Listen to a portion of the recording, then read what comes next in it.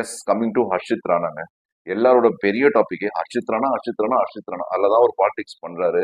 In fact நிறைய fake insta pages, எஃபி pages Harshit Rana கிட்ட தான் கௌதம் கம்பீர் வைஸ் கேப்டன்சியை கொடுத்தாரு.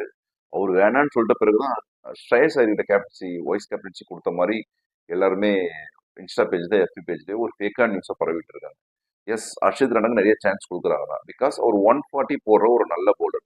2023 ஐபிஎல் மேட்சஸ்ல முக்கியமான நேரத்துல ஆஃப்டர் மிச்சில் ஸ்டார்க் வச்சு, அதாவது செமி நியூ பாலை வச்சுட்டு அவர் பண்ண மேஜிக் யாருமே மறக்க முடியாது.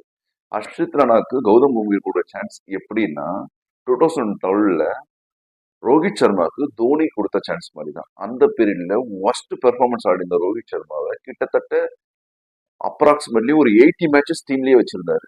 தென் நல்லா ஆடிட்டு இருந்த world cup winning captain Virender சேவாவை தூக்கிட்டு ஓப்பனிங் பேட்ஸ்மேனா ரோஹித் சர்மாவை இறக்குறாரு.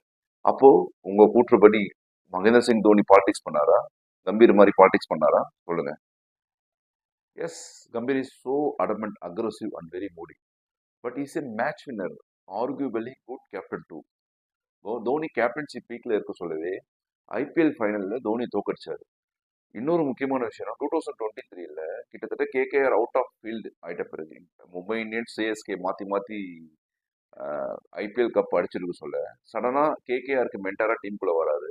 அந்த டீமை கப் அடிக்க வைக்கிறாரு ஃப்ரம் நோவேர். ஸோ ஒரு ஒரு நல்ல மென்டாரும் கூட. நீங்க இந்தியன் கிரிக்கெட் டீம் ஃபேனா இருந்தா, Indian cricket team ICC trophies win பண்றதுக்கு முக்கியமான பிளேயர்ஸ்லாம் நீங்க ஹீரோவா நினைக்கிறீங்க அப்படின்னா 100%, 200%, 500% கௌதம் கம்பீர் இஸ் அவர் ஹீரோங்க.